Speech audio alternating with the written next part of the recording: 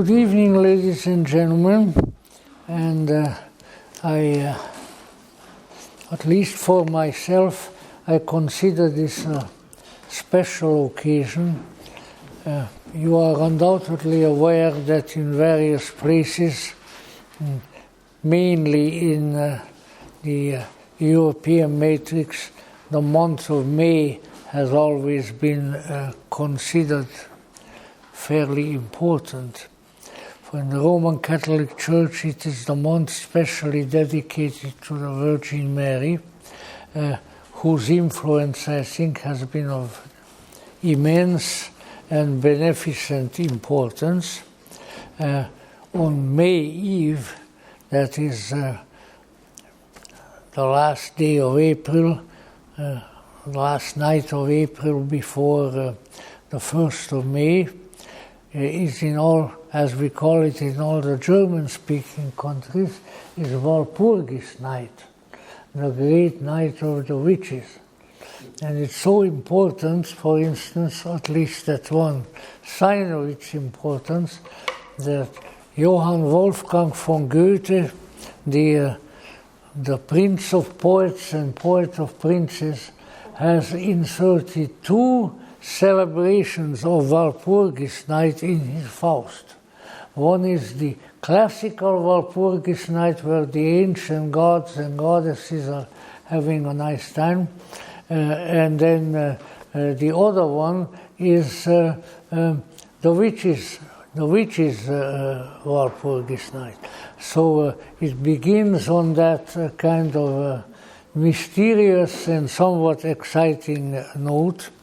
And of course, there are various other holidays, this, then, and the other thing.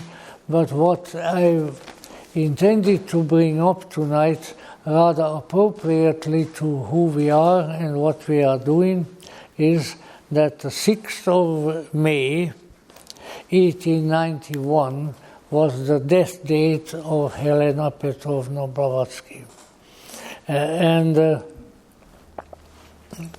I think that's considerable, of considerable importance. It has, people do to construct their own calendars and their own holidays, and so we in the Theosophical Society, long time ago, gave that the 6th of May a name, and it's called White Lotus Day. So the 6th this week was White Lotus Day, and the dear old lady's picture is back there, I think somewhat concealed by the barrier. So when we are done, we'll take these barriers away, and then maybe we'll take the picture off. Probably 10 tons of dust will fall on us when we do that, but it's a rather good picture of her. In any event, it's really an important date, because I would say that certainly always depending on who you are talking to, but by now a considerable number of people the world over came to recognize this strange and mysterious and erratic lady as the greatest representative of the esoteric tradition in modern times. Manly Hall, in his he wrote a number of sort of coffee table books, nice big ones with big pictures in them. And there is one called the Phoenix. The Phoenix is the esoteric tradition who burns up but always comes back. And in the Phoenix there is an essay about H.P. Blavatsky, also essays about various other people. Albert Pike, the founder of Scottish Rite Freemasonry and others, and Mr. Hall says there, if I can recollect it with my geriatric memory, that take away the contribution of H.P. Blavatsky, and all of modern occultism falls like a house of cards. And he very much adhered to that. He was a great admirer of H.P. Blavatsky, even to the point that even though Mr. Hall had no training in that area, but he went through a period of time way before I knew him, when he was sculpting, and over the Philosophical Research Society, there are, I don't know, maybe at least about 5 of his sculptures in bronze. And Socrates, Gandhi, that's 2, Madame Blavatsky is 3, and there are a couple of others, I don't know who they are. In any event, he even sculpted H.P. Blavatsky, and if you ever go over there, it's really a worthwhile place to visit. A number of very fine people whom I have seen go in and out there and stay there from all over the place, from academia to politics, have admired that place, and I think we are really fortunate that we have such an establishment in our midst. In any event, Manly Hall himself, one would think, could lay claims to a very important representative and reviver of the esoteric tradition, but he recognized H.P. Blavatsky as having been the key figure, the pivotal figure in the revival of the esoteric tradition. Now, I think I have mentioned maybe last Friday or whenever it was, that the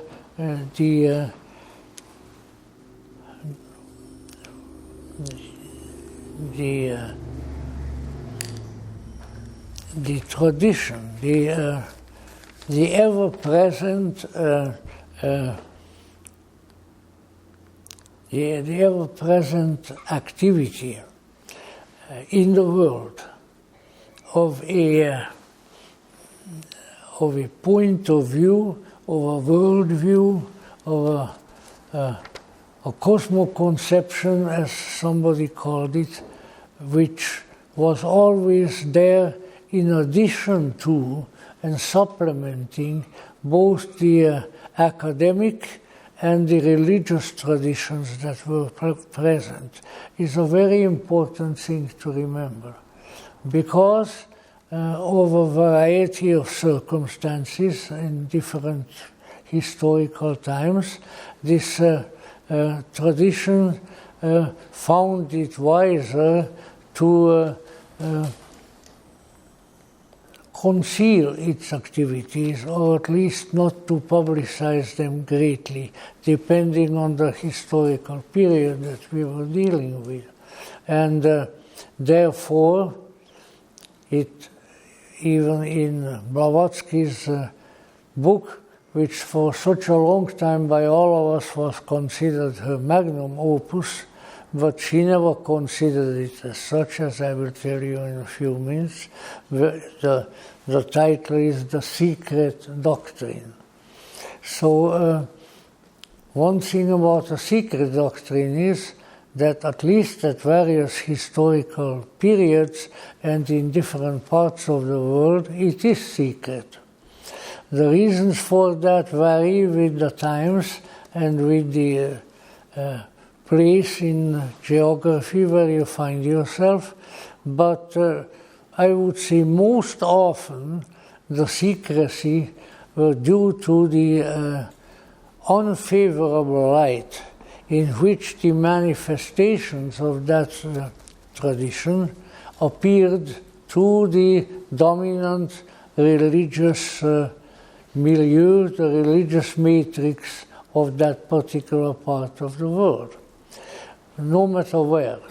the established religion, where there was such, generally looked askance at the manifestations of the esoteric tradition, not as much because they were in contradiction to it, but because they represented a principle of rivalry. We find a parallel situation at the present time, although of entirely different subject and content, in the fact that wherever Marxist totalitarian regimes take the government, such as they have in China still, and in Russia earlier, and so forth, their attitude toward the established religions itself is usually very negative. So that, and I was subjected to it because I lived under a communist regime for a number of years, and then it came to me, well, of course, it's competition. Communism is a religion. He doesn't have any God, that doesn't make any difference. And in that case, it especially doesn't make any difference.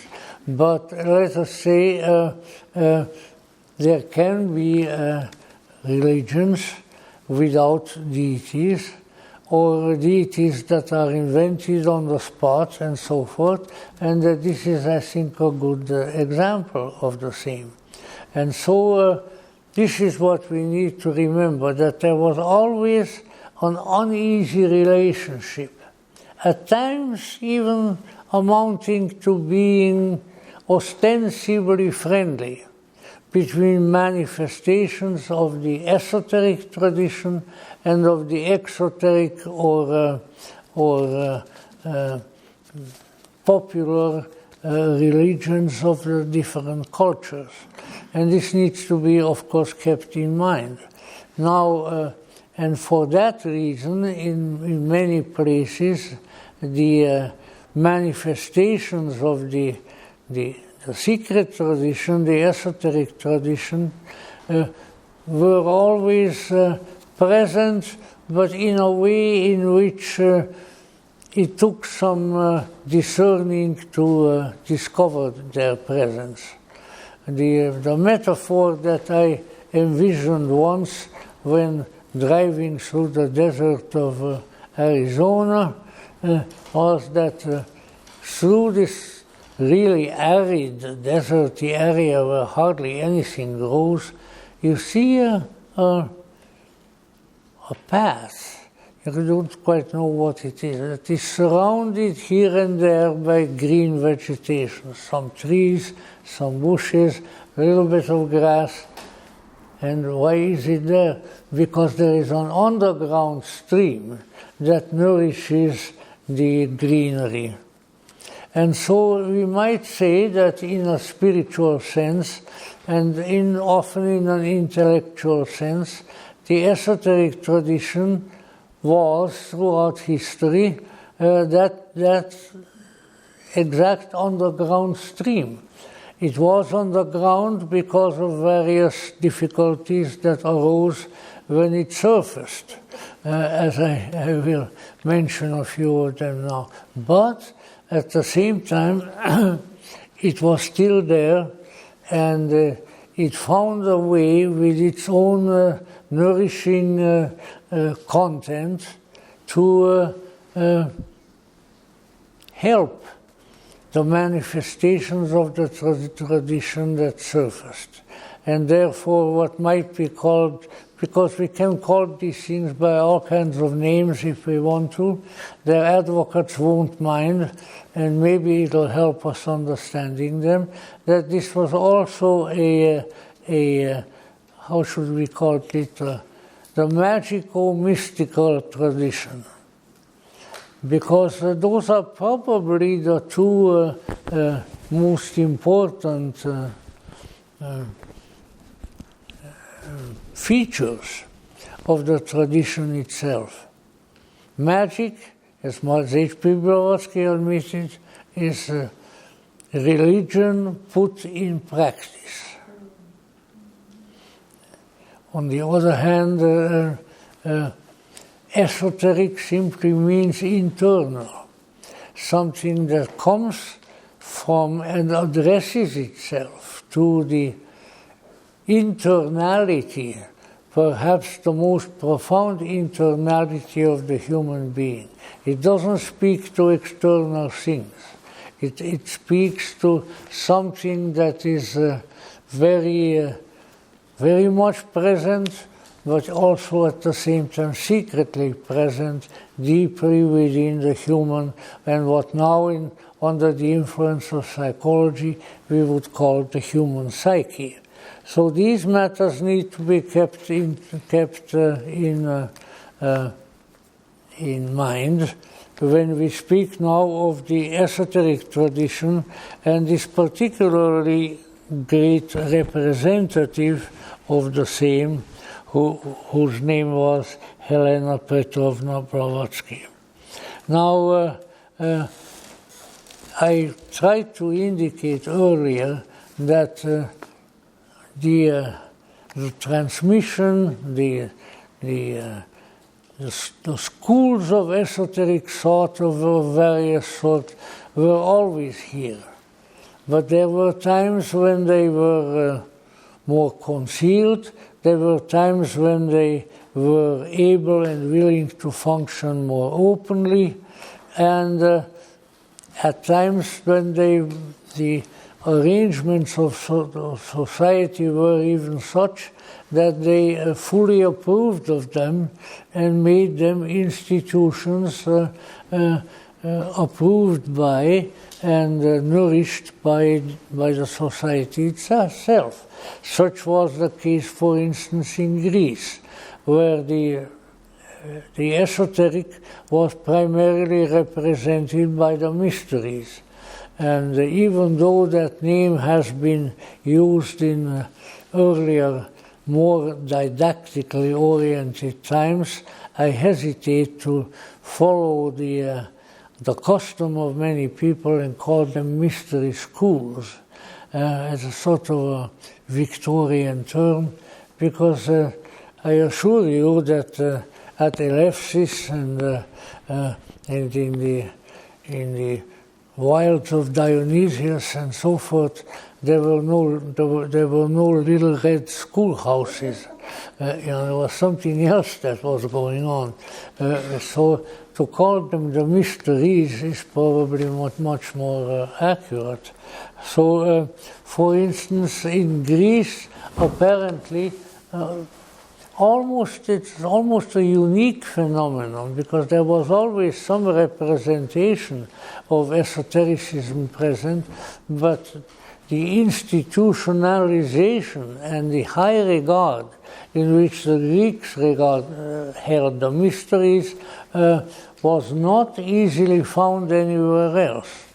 And of course, the regard and to some extent the practice was taken over by the successors of the Greeks, who even regarded themselves in some esoteric historical ways as being really Greeks who traveled a little bit too far in their ships and then became Romans.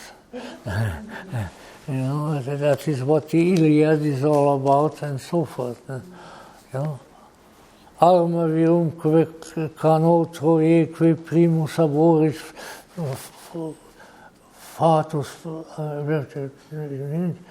Junonis abiram, pravini acque venit. The Virgil is right of the men and of the weapons, who were driven by the anger of the goddess Juno all the way from Troy to Italy. And so that's how the Romans arrived in Italy. I think it's a nice myth, and myths are generally nice, and if they have been designed and written down by the right people, then they can be extremely inspiring and extremely helpful. And I think in many ways, if we want to draw these parallels, we can see that Rome, in its own way, in a more primitive way, in a less intellectual way, but Rome carried forth the mysterious impulse of ancient Greece into the world. And Rome, of course, became an empire with worldwide extensions. So it was everywhere, somewhat like the British Empire. If you, in earlier and better times, if you went to England and if you spread some new interesting discipline or teaching to the British, well, in a matter of, if not in a matter of weeks, then certainly in a matter of months, it would have traveled to Asia, it would have traveled to the Americas, it would have traveled to Australia and New Zealand. Why? Because the British Empire was everywhere. And I tell you what, even with the various anti-colonial attitudes of people, primarily those who never were really in it, you know. It's very easy to condemn something that you had no experience of. That's the easiest way, you know. In any event, in that manner, I think the originally Greek influence, and we can reach even further. This is something like one of the old-fashioned family trees, you know, that people drew a great big picture like a tree, and then on every branch and on every leaf there is another member of the family, and they go back. So the family tree of the esoteric tradition was always there, and was then recognized by those who were interested in such things. And this was the case here too, because the let's say the mystical underpinnings of the Roman Empire came from Greece, and of course they were enriched by other factors, particularly by the inhabitants of the Italian peninsula at an earlier time. Again, I hesitate to say the original inhabitants, because other than ants, perhaps, and wasps, there are no original inhabitants anywhere. Why? Because everybody came from somewhere. Now, ants and wasps, however, they are colonizers. They like to stay in a particular place. But you know, everybody came from somewhere else. Maybe I have a particular sympathy for that because that is the national mythos of my ancestral people, the Hungarians, who really came. Nobody knows where the heck they came from. You know, they came across the passes of the Carpathian Mountains from the easterly direction, and then occupied the Danube basin and remained there under a lot of pressure, a lot of difficulty, fighting off Mongols, Turks, Germans, Russians, all kinds of people, year after year after year, for by now it would be getting closer to 2,000 years. It's quite a bit of time. So let's say we know what it means to come from somewhere and then be a stranger in a strange land. And that recognition, you know what it can do? It creates Gnostics. Because we can transpose that concept from the physical dimension to the spiritual dimension and come to recognize that indeed we are strangers in a strange land, and that we have to live up to that. And many times we have to be spiritual colonizers of the people among whom we find ourselves. But these are important issues. So let us say then that there was always a secret or semi-secret orientation in the great cultures of antiquity. Probably the one to whom many of the subsequent developments may be traced was ancient Egypt, the influence of which, whether you believe it or not, sometimes I'll get hold of some of my notes, was immense, immense. And my late teacher, Dr. Alvin Boyd Kuhn, in his number of works in which he traces back various influences in the so-called Western culture or Mediterranean culture to ancient Egypt, has given marvelous scholarly testimony to the fact that the influence of ancient Egypt is so immense and so long-lasting that if you know how to look for it, you can recognize it in all kinds of fields even today. Now, I don't know, I have no personal reason to exalt the Egyptians, but everything that I have read of reputable scholars points in that direction. After all, it was probably the oldest civilization and culture in the world, or at least it was what later on became the known world, and as such it carried with it perhaps some gnosis from ancient and forgotten days. I think if you are looking for the how should we put it, the atmosphere of the origins of the human race, of the origins of the world, you will, and if you look hard enough and with enough information at your command, then you will go to ancient Egypt. That is where it all started.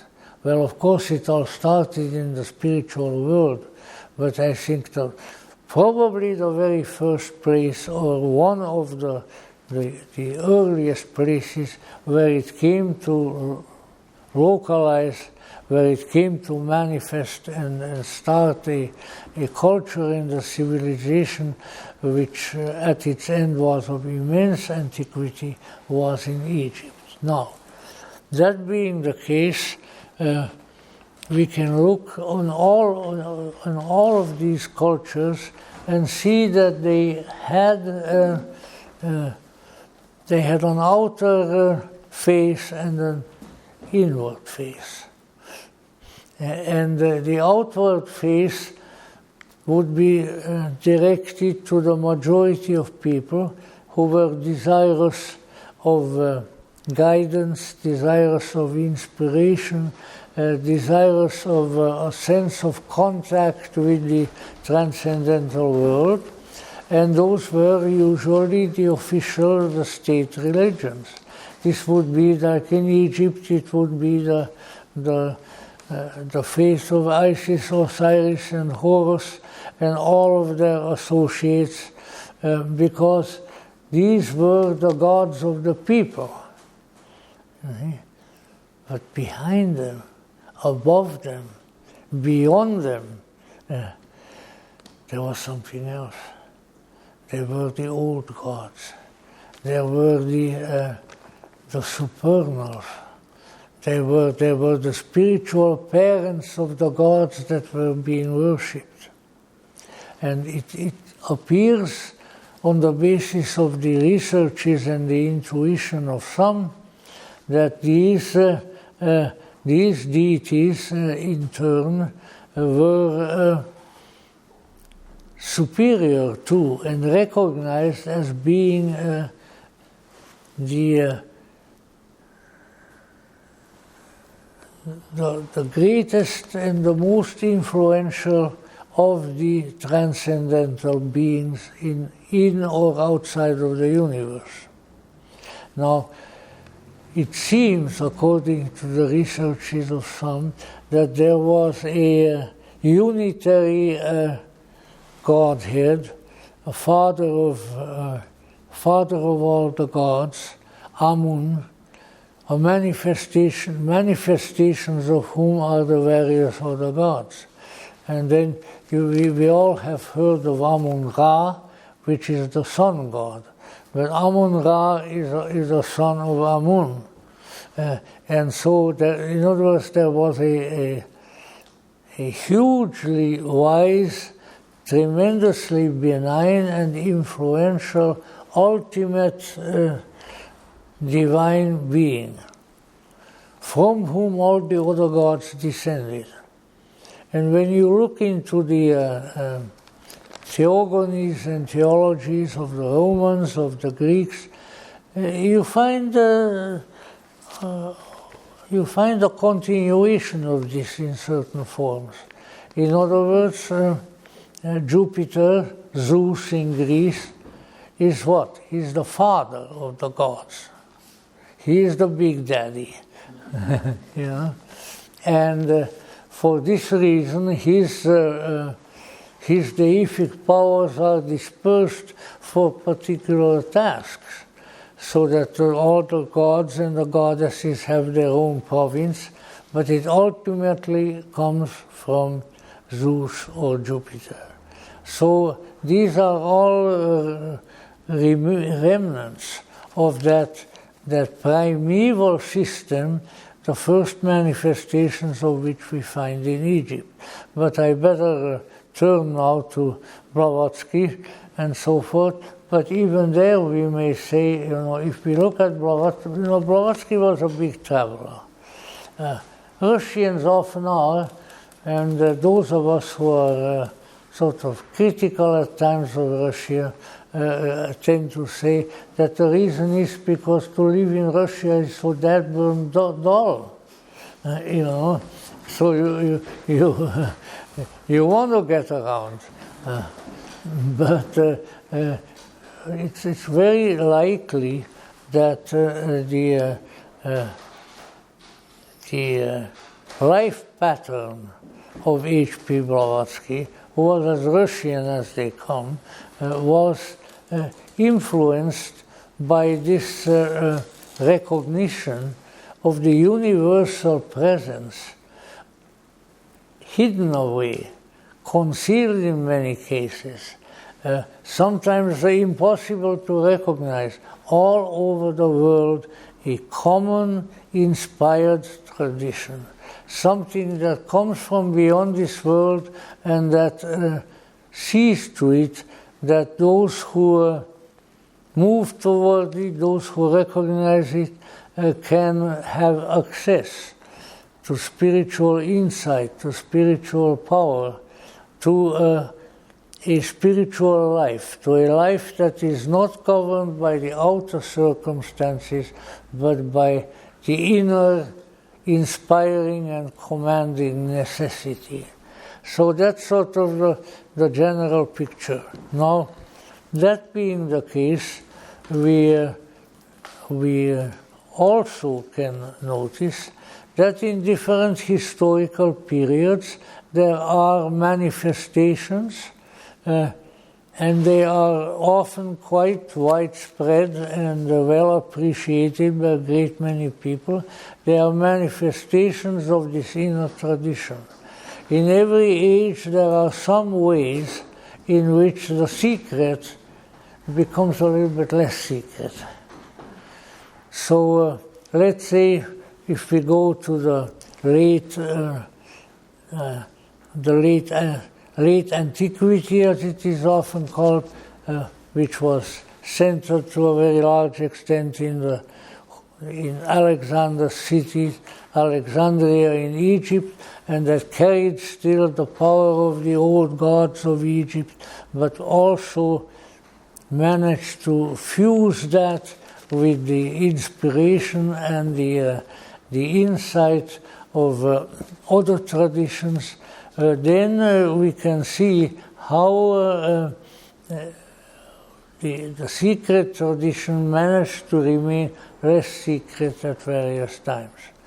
So, for instance, if you were looking for the secret tradition in Greece, and this is of course purely conjectural on my part, because I haven't even been to contemporary Greece, so I can't tell you what went on in ancient Greece except by various reports, that in ancient Greece the gods and the goddesses were there, recognized under the auspices of Amun, who inspired them and who told them what to do. And this is of considerable importance. And for instance, every once in a while, as I may have mentioned that before, it would seem, especially when we look at the less concealed elements of the tradition, that the ultimate, the transcendental Godhead, the influence of Amun, manifested in later centuries and in later millennia when it appeared to the supreme guidance of this world, that there was a necessity for it, that it needed to be recognized. And I would say that the one great example that we have, I mentioned that before too, is the incarnation, if you want to put it that way, the birth and the conception and birth of Alexander of Macedon, of Alexander the Great. Because Alexander was truly a divine manifestation. And you say, well, how do I know that? Well, how does a Gnostic know anything? Maybe he knows too much and he talks too much about it too at times. But let us say let's see, how should I put this? A matrix needed to be created, which would join two of the major parts of the known world, and which would then become the fertile ground of a spiritual interaction and interchange in a large part of the world. And what was needed for that were the conquests of Alexander. Now, Buddhist monks could pick up in wherever they happen to be, in Ceylon or in Burma or in China, and take their little bowl and their sutras and march on foot all the way to the Adriatic and to Egypt, in Alexandria and so forth. An interchange occurred, a way of people communicating, and that communicating had spiritual inspirations behind it. And it never really went completely away. Undoubtedly, Alexander came after his last great conquest, and then when he felt that it was time, after some of his other initiations, he walked out into the desert and was seen no more. Does that sound a little bit familiar to you? Well, I am not a barber Christian either, but isn't it true of a great leader of Jehovah's people named Moses? Moses walked out into the desert and he was seen no more. And it was an order to Joshua, son of Nun, to take the children of Israel to where they went, where they are still experiencing all kinds of difficulties. So I'm told by the radio, which is my own source of information. I have sworn a sacred oath to stay away from television. And how many years have I followed it now? Quite a few. In any event, in any event, there was something passed on, something going on, and it took various forms. But it was, so to say, the manifestation of the secret. Now, what do I mean by the secret? I don't mean some kind of flying saucer or something of that sort, but rather that there are insights, there are data, if you want to call that, and I don't mean commander data of the yeah, but now you are off television. That was in a time when I still watched television, so I had enough of it. In any event, there are, let's say, there is evidence, that's probably a better way of putting it. There is evidence that there was always somewhere a contact with the other dimension, with the other part of life, the part that is not external, the part that is not physical, the part that is not even historical, but it is there. And when a certain receptivity, a certain interior welcoming is present in people, then it comes forth, and they are able to absorb some of its message and carry it forth as a tradition. And this is really the one that we are talking about. Now, let me say then, and from time to time, so it would seem, that there were always representatives, embodiments, what the Hindus call avatars, of the secret tradition. And these then, with their teaching, with their mysteries that they brought, with their initiations that they conferred, managed to create an ongoing stream of that tradition. What they had, they also had the power to confer, to give. And that is how the esoteric tradition continued. Now we might say here we are together, partly, at least on my part, in honor of the 6th of May, and trying to recognize that mystical fact. You know, this is one of the great expressions of Dr. Rudolf Steiner, the mystische Tatsache, the mystical fact, which I always thought is a strange expression, but then the good doctor was great in creating strange expression. He was undoubtedly a great esoteric genius, and generally a great genius. There's no doubt about it. I have known people who had been with him, who heard him teach and so forth. It really was a very remarkable man. Now then, that being the case, the times came when the strange interior opening, a strange interior door was beginning to open up, was swinging open.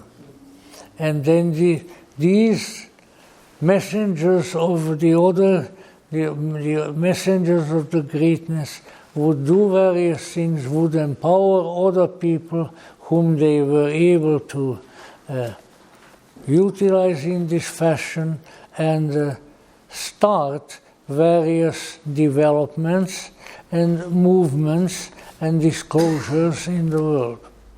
That is the only way that I can explain Blavatsky and others, because here was somebody, little Russian girl, the daughter of a Cossack cavalry colonel, who very early in life knew that there was something else. There was another world. There were other kinds of beings. There were disclosures to be made to our personality, to our minds, which would be immensely to our benefit, and which would join us in addition to the external world wherein we live already, but it would join us to another reality.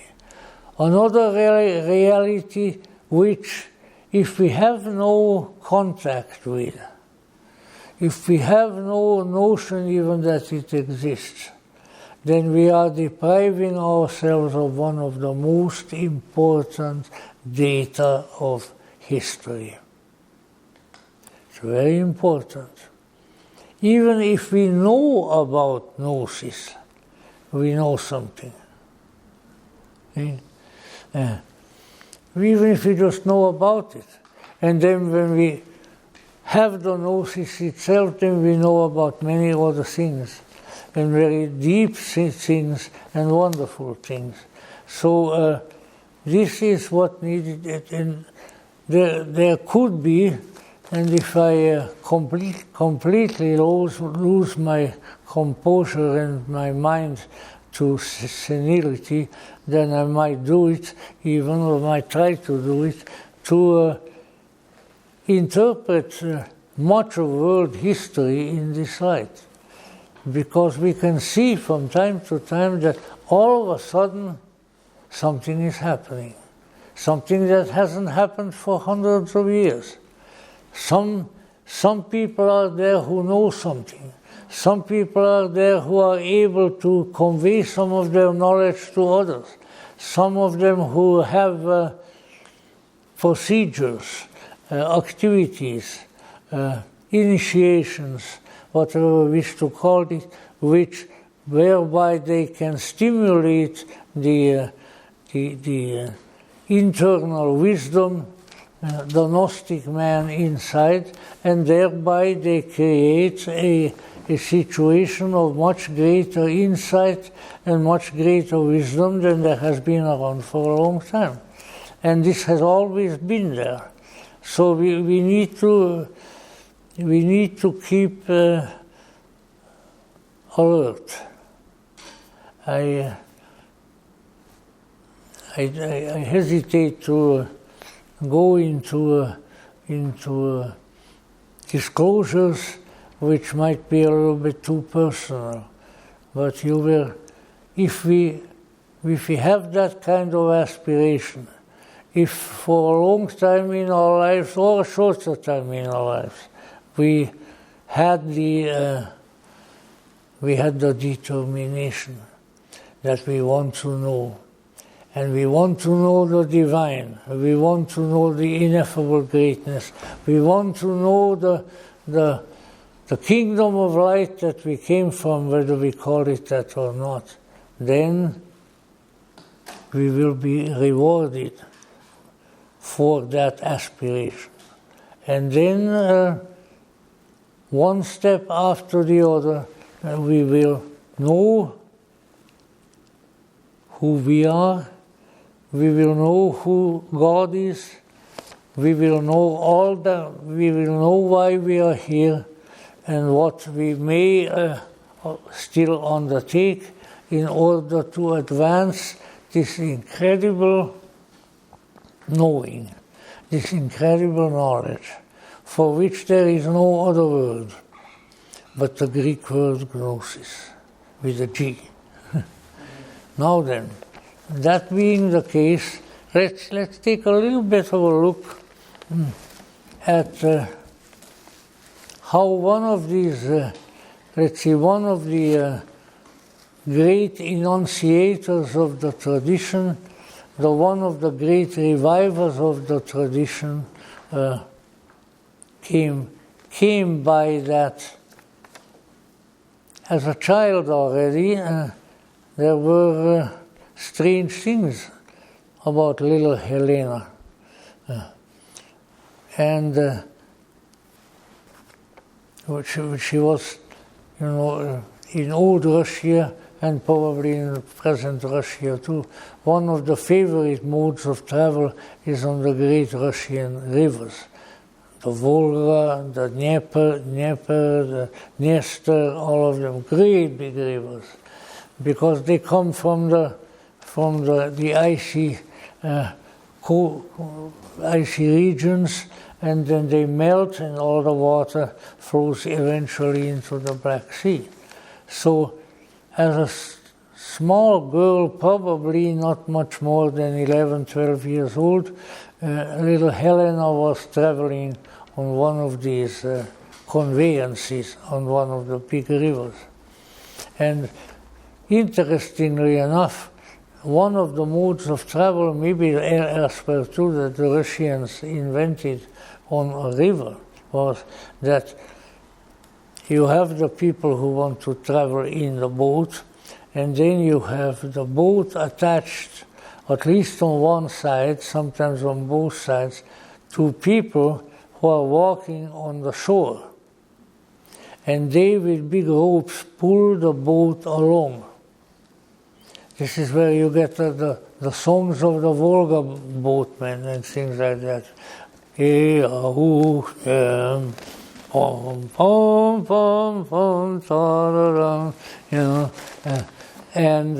it was that kind of a trip. They were going down south, probably to Crimea.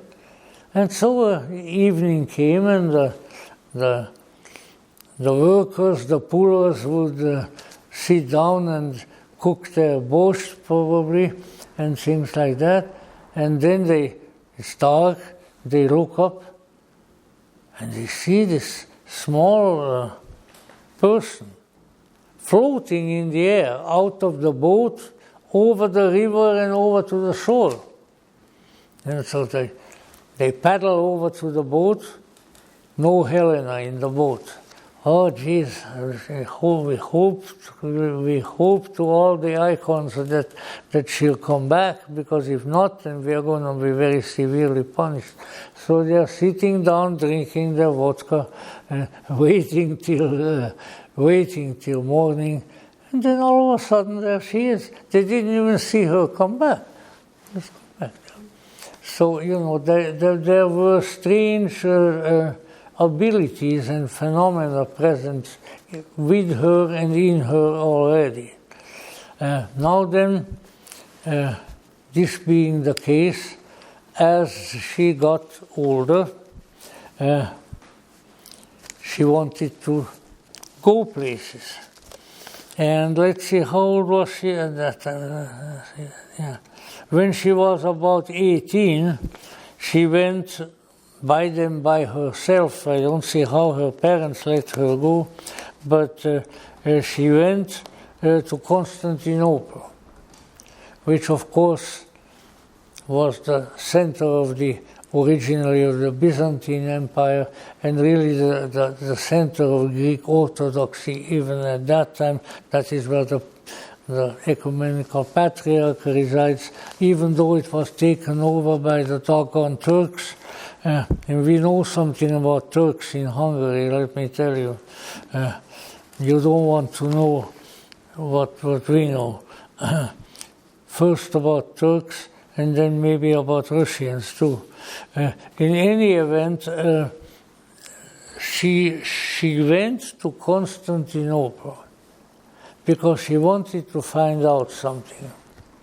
And she thought that being such a big metropolis and a lot more scholars and mullahs and priests and so forth being present, she would be able to secure the information.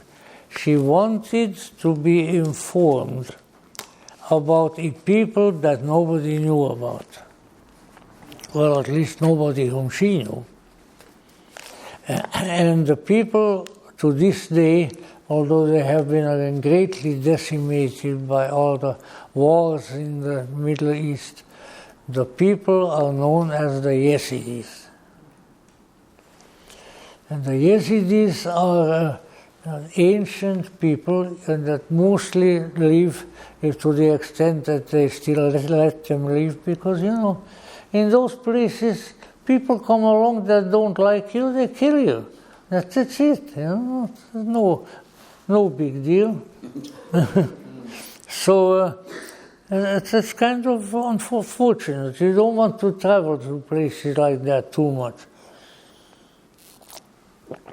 In any event, the Yazidis are Kurds, are a division, a religious sect of Kurds in Kurdistan, in the mountains.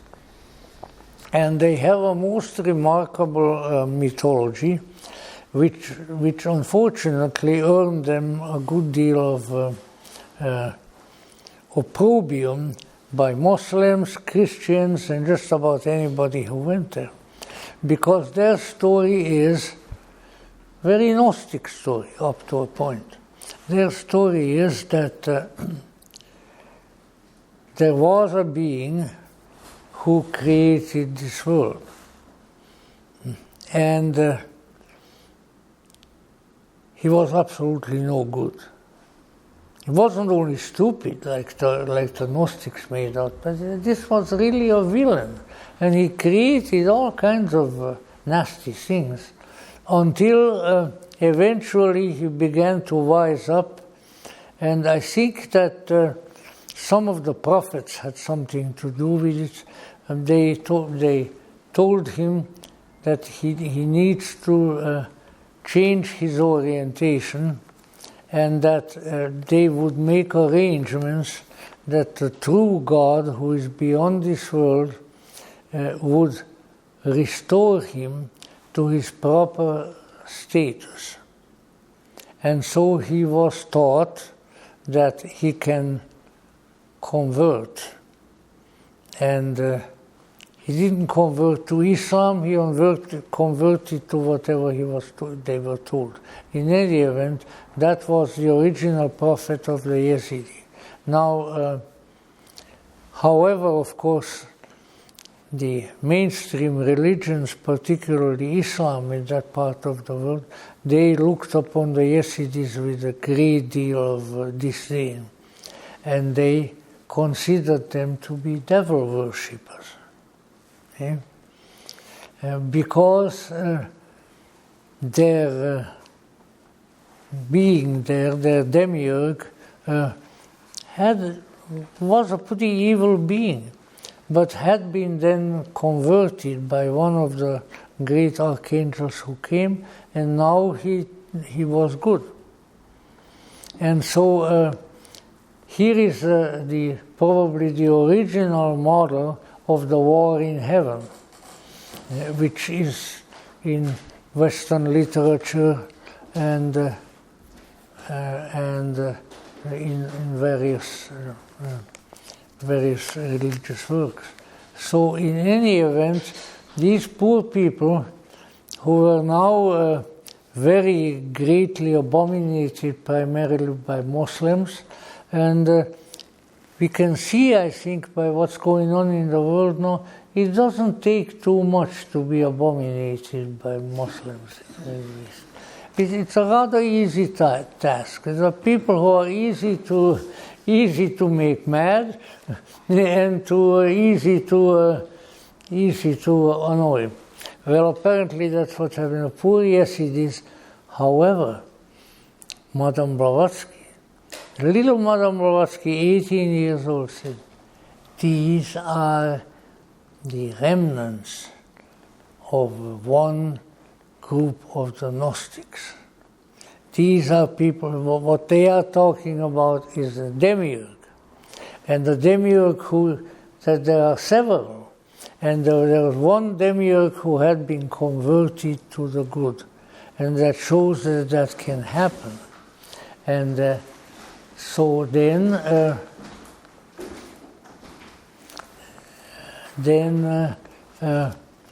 let's see, her her interest in that matrix of thought was manifested that early.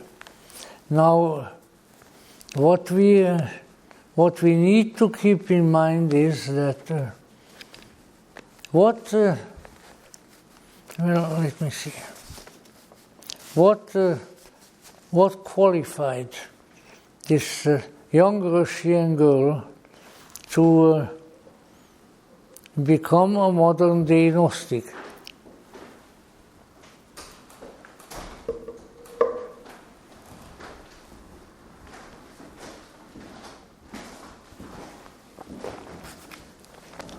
We got all kinds of empty chairs, which are now less empty than they were a while ago. So, in any event, it would seem that little Helena Hahn, which was her father's name, I could tell you great stories about that, but I won't. Sometimes when you are not, or some of you are not resistant to a good true story, which brought me into familiar relationship to the Hahn family, so that I am actually a distant relative by marriage of Madame Blavatsky's paternal line. So if you're interested in that, I'll tell you more later. But anyway, it's true. Let us say what the life story of Blavatsky proves is that there are some people who are chosen to deal with, to revive, to stimulate, to establish at various times in history the already existing but maybe faltering and forgotten esoteric tradition. And when asked as to who she felt most close to in that respect, she said, well, the Gnostics, and particularly the Gnostic magician Simon. Now, already in her earliest book, which is entertaining, and if you know what to look for, quite informative too, but really, as occult material is concerned, is really a sort of introductory, lightweight book. There she already, in Isis Unveiled, which, by the way, just for your delectation, I'll tell you again, Isis Unveiled was set up in type and was printed and published for the first time in Los Angeles, California. There were two brothers here, one of whom who befriended Blavatsky, one of whom was a printer, John Price, Pryse, and the other one, James Morgan Price, who was a writer. So his brother, who was the printer, could print the books of his brother, who was the writer. I think that's how they started out. But then they met Blavatsky. Now they wanted to print Blavatsky, obviously. And they lived in South Los Angeles, which is now sort of barrio area, on a place called South Bernal Avenue. So if you're ever driving around for tacos or things of that sort, that's where you're going to go. In any event, and that was the house of the Price brothers.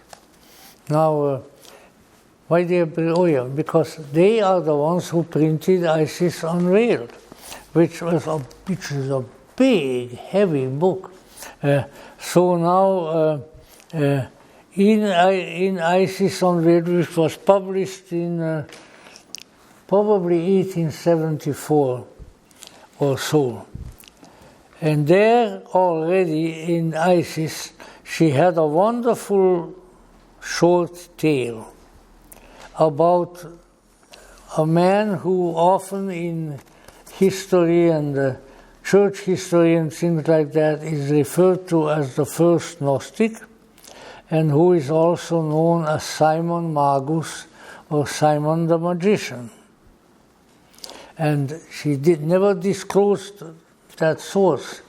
Often she didn't disclose her sources because they came to her in peculiar ways,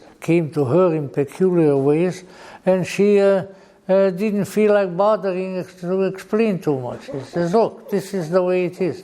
And she had two young men, not the Price brothers, although they were in London a lot too, but these were, it'll come to me. In any event, these young men would be aroused from sleep in the house where Blavatsky lived also, and she said they were cousins. And she said to them, well, my dear boys, I'd like to send you out on a mission. Oh yes, what else? You go to the British Museum, go in to such and such a room, go to a particular division where such and such books are, and take the fourth book on the fifth shelf and bring it back to me. All right. So they went off, they brought it back, and there was the source of a passage that she had written that night for the secret doctrine. So she never went there herself, but she knew where it was. And she could send somebody else to find it. Well, you know, I lose so many things, and the older I get, the more I lose things.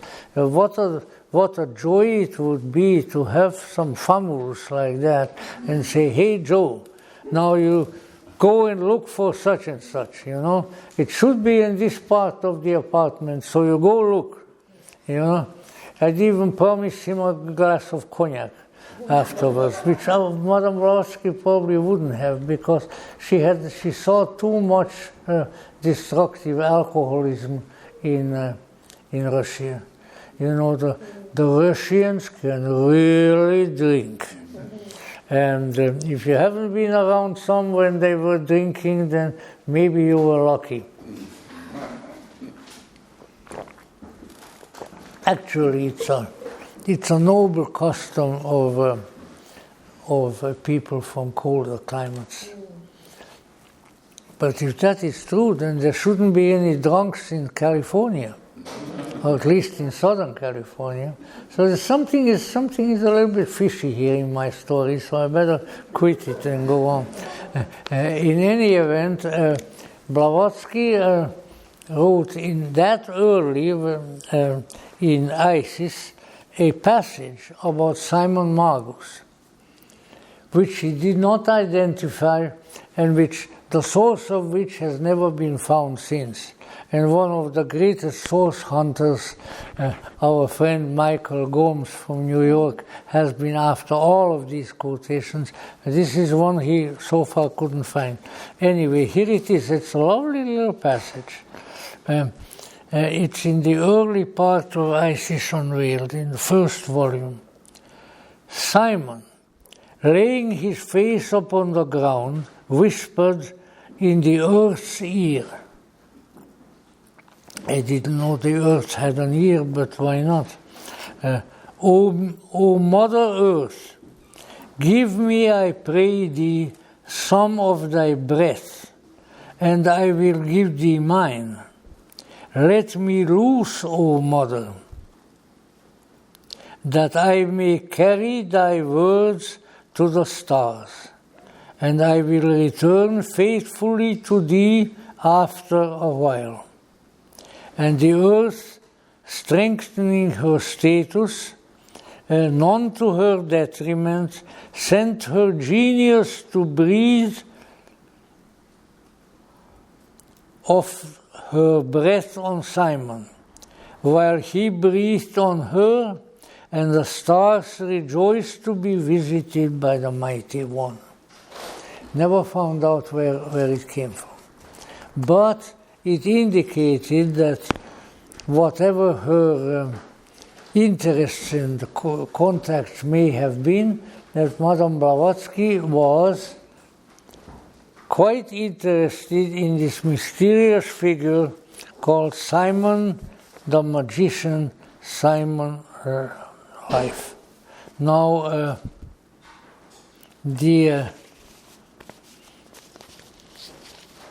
incidentally,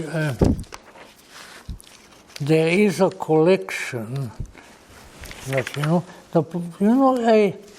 I digress and then I divert myself when I bring too many papers. I shouldn't do that. Now it's another new idea of that sort. In any event,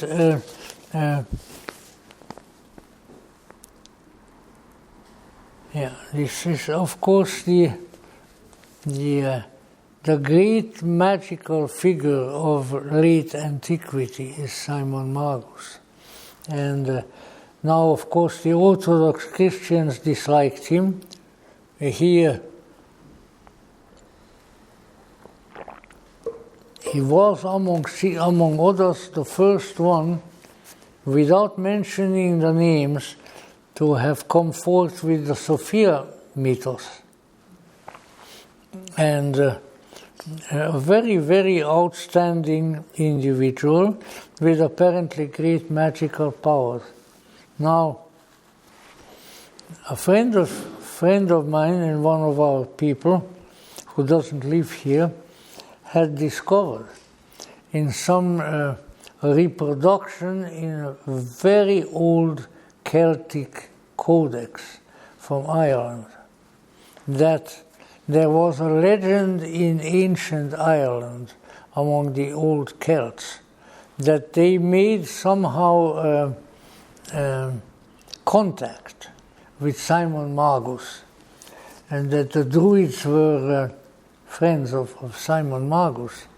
And so they were asked by Simon to come over and visit him in Italy. And they said, well, how are we going to do that? It's a very long ways from here. Oh no, he says, I'm going to show you. You can fly. And that he made them fly, and they all flew from Ireland to Italy, which I think is a pretty big distance. And from then on, there was a big relationship, even to the extent that,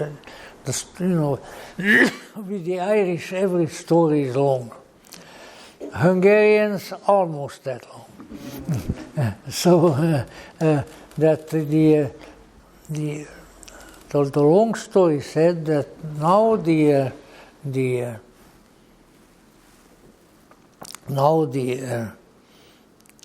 Irish were taught by Simon various magic things, and one of them was that Simon had a number of sons, which is not in any of the books at all, but that Simon's sons also knew how to fly, and that they in turn would fly over to Ireland and teach the Irish Druids various tricks, including flying.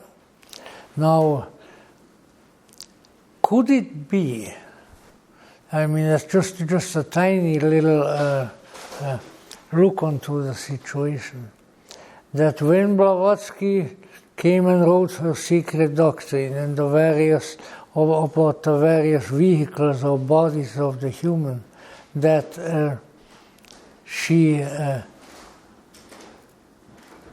constructed the concept of the astral plane and the flying in your astral body from the instructions of Simon Magus that were conveyed to the Irish.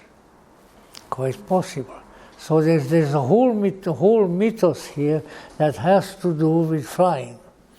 Now, I never had any children, so I'm not not speaking for myself, except just really for myself when I was a small child, that if you have children, find out, just talking to them and so forth, find out whether they ever have experiences or dreams of flying.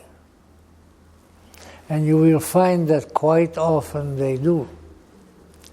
Then that's even a little more strange. You can talk to adults who have dreams of flying and who have them too.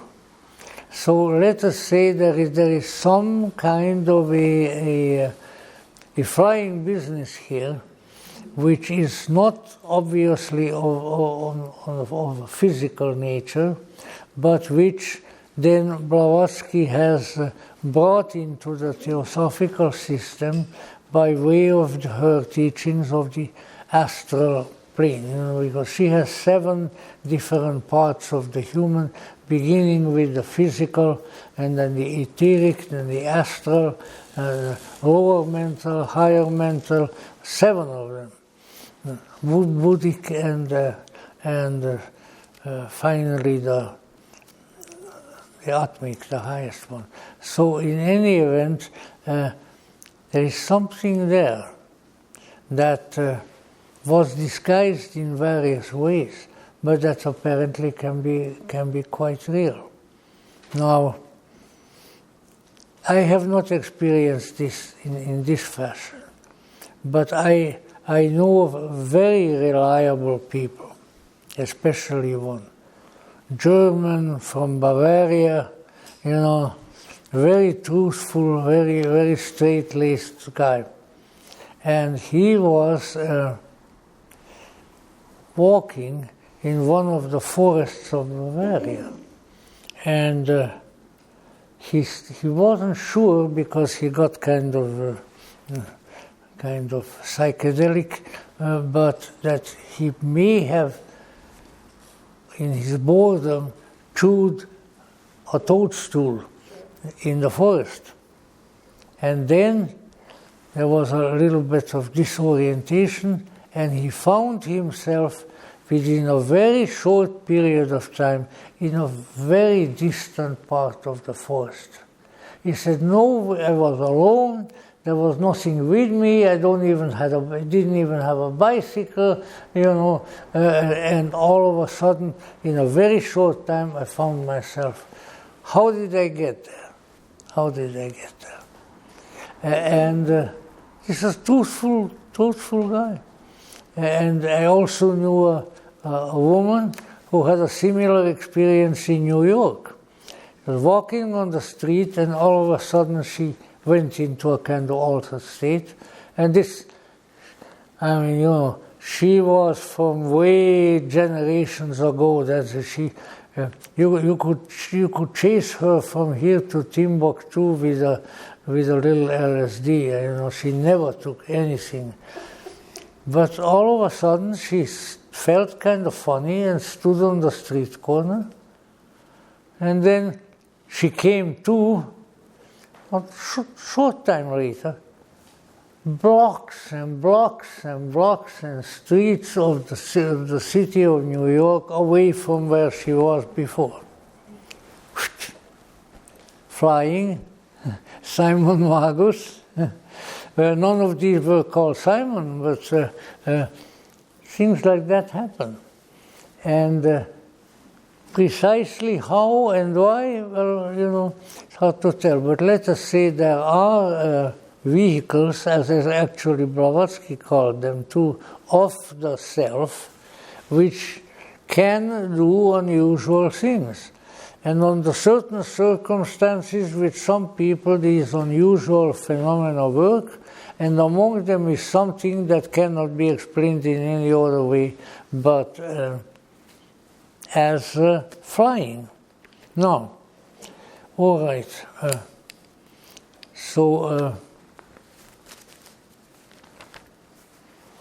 I would say that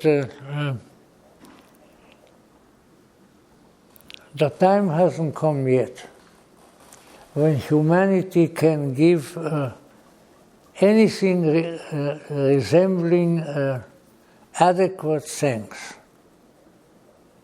to the powers that be and to the one whom the powers had delegated to this, who was Helena Petrovna Blavatsky. It is when one learns enough about her and the miraculous things that she did, the miraculous things that she knew and that she wrote, and the really very considerable movement of the mind that she had started, and which is still hereby now fragmented into many different portions, and how she became, as Dr. Lawrence Bendit, a very dear man and Jungian psychologist and theosophist, said, let's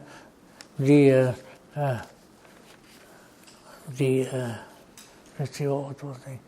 He said that she had become the grandmother. She had become the grandmother of the esoteric tradition in the West, and she still is. Now, of course, and I'll throw that in just a little teaser at the end, and I hope you won't mind me doing that because it's not very long, that she was dissatisfied. Some of you know this already from our book club. She was dissatisfied with the secret doctrine. She said that that was a mundane, an exoteric book, and that there's something much, much deeper than that, and that she tried to bring that forth. And then the last few years of her life, very few actually, in 2 different domiciles in London, the first one being I'm not very doing very well. The authoress who wrote the, excuse me? Yeah, Mabel Collins. So first she was at Mabel Collins' house, and then Mabel had too many boyfriends because she was noted for that. But Blavatsky kind of laughed about it, you know. But anyway, she moved from there to Annie Besant's house, which was probably much nicer and bigger than Mabel Collins' house. But in both places she started something. She started it already with Mabel Collins, and then she continued it when she was in Besant's house. And what she did was she said she was going to share the reason behind the secret doctrine. That the secret doctrine was introductory. It was a cosmology within which the various teachings, the various phenomena could fit. But that was not her intention, that there is a very much deeper and more important side to all of this, and that she would now teach that. Well, she taught it for a few weeks, and then she died. So, but of all these years, nobody, and by sheer happenstance, I knew a heck of a lot of the old people from the Theosophical Society. We had only one person who met Blavatsky, met her in London. He was an old Irish lawyer, wonderful old guy. And he says, well, nice old, seemed like a nice old lady. She was smoking good cigarettes. She gave us one, you know, and so forth. But in any event, in other words, there were people there who she had told that she had something very important still to communicate, and that she would do so, but then she gave up the ghost, as the spiritualists say. See? So in any event, what do these hints mean? Well, fortunately now we have more than hints, and maybe next Friday and also at the book club I will bring the books that have been discovered within the last 50 years, even less than that, and these all pertain to the subject matter that she was working on in order to bring forth the continuation of the message. And it may surprise you, and if I, with this rambling talk tonight, if I can surprise anybody, then I'm a better speaker than I think. But let's say it might surprise you that what has been found and what is really valuable is the first chapter in the esoteric teachings, which I will bring for you. In the book, The Esoteric Teachings, the first chapter is about Simon Magus, and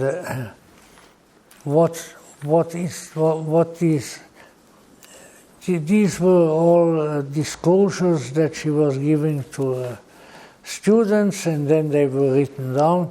And what it really looks like to me, from what I have so far discerned from this, there is another book too. The two books that she wrote during that period is that there is something else. And that something else, she couldn't find another word for it but magic. It says, because that's why she wrote immediately about Simon Magus. And of course, if you carefully look at the etymology of words and so forth, then you will find that magic, magia in Greek, that magia means to enlarge. And so there was an island, I guess the island is still there, in ancient Greece, where there was a lot of lodestone, magnets. And that's when they named them Magnet. And it is the island of Magnesia or something like that. I have to look it up.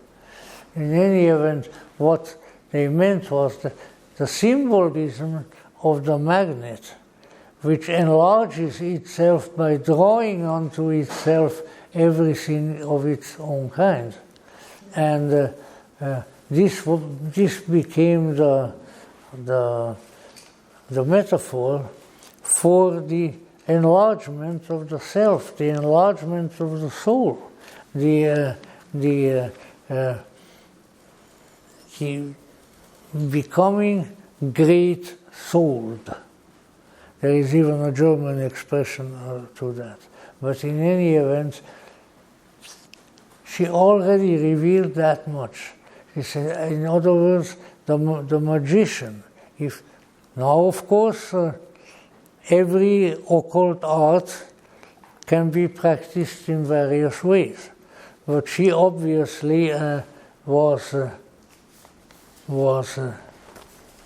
mostly interested in the beneficent magic, whereby people would help each other to become more conscious and more aware of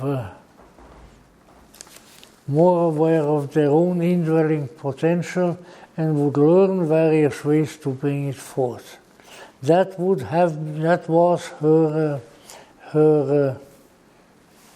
initially concealed and almost revealed task, and for that intention even more than for the titanic amount of writing and work that she did, I think we should appreciate her and realize that what she has started, what she has brought, and it's not a doctrine. I have run afoul, and I will continue to run afoul of many of my fellow theosophists who treat Blavatsky's message as a doctrine. Well, all right, so she gave, they told her that would sell books. And so she gave the secret doctrine the name secret doctrine. So what? It's no big deal.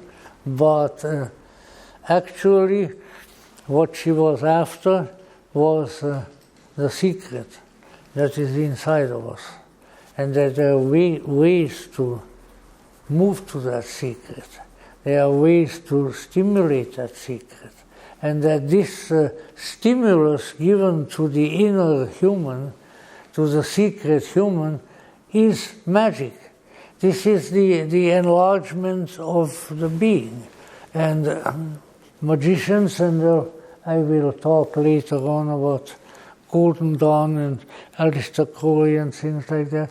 The people who understood what magic was all about, disciples of Blavatsky, all said that the truly important magic is the magic of what came to be called the HGA, the Holy Guardian Angel, that there is an indwelling deific being in every human, and that if it can be brought forth, it can be communicated with, sometimes can even visually appear, then we have something very important.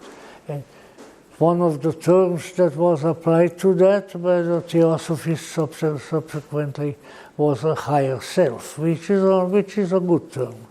But let's say, let's keep in mind that Blavatsky, I think I know of no greater tribute to pay to her on this week of her anniversary of her death than to say that she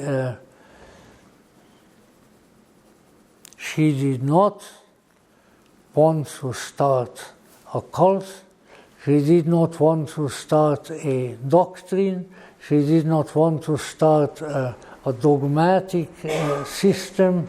But what she wanted to do is she wanted to offer guidance that she could give and that perhaps others could give after her to people as to how to bring forth the angel, the transcendental being, the ineffable greatness, the Christ in us, the hope of glory, which already St. Paul wrote about.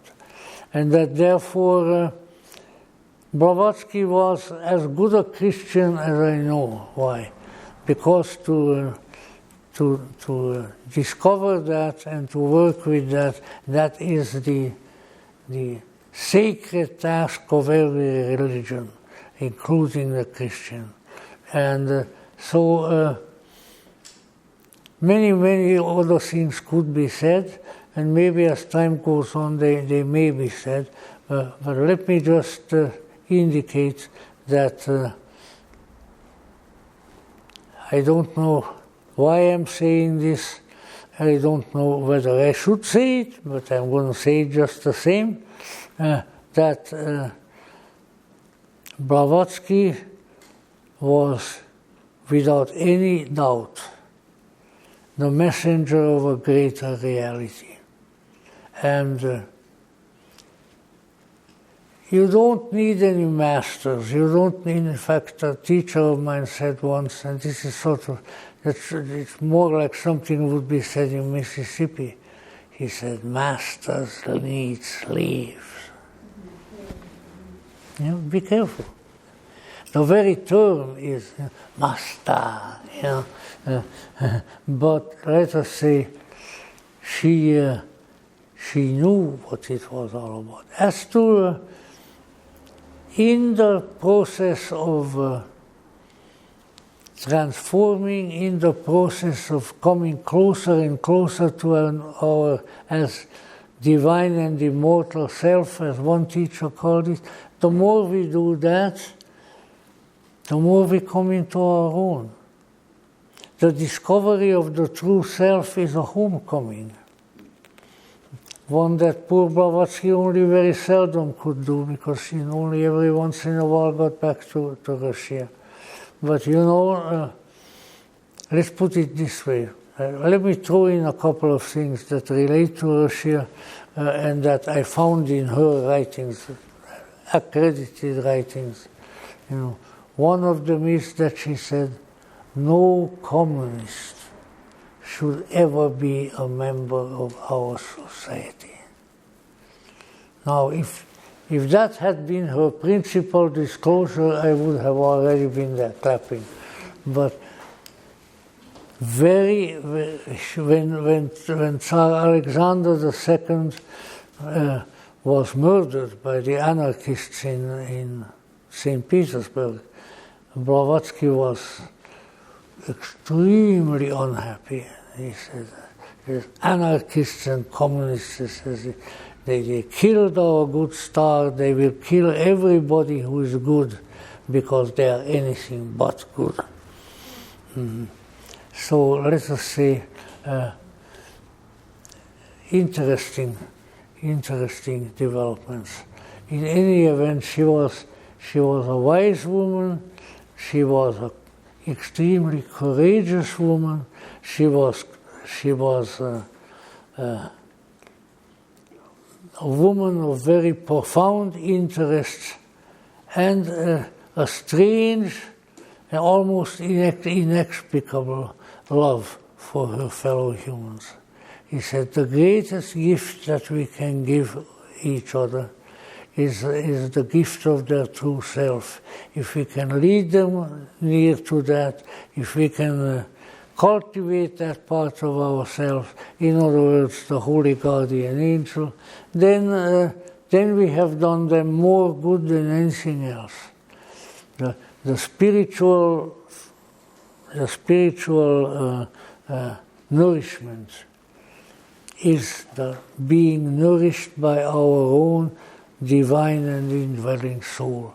And that was the ultimate goal of her actions. Wherever she is now, Helena Petrovna, we thank you.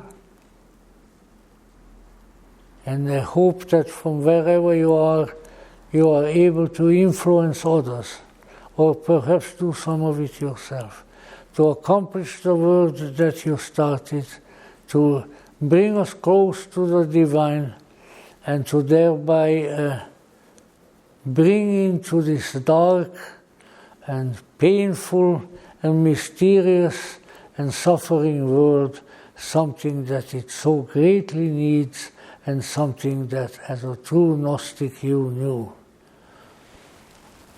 Thank you. Thank you, Helena Petrovna. Thank you.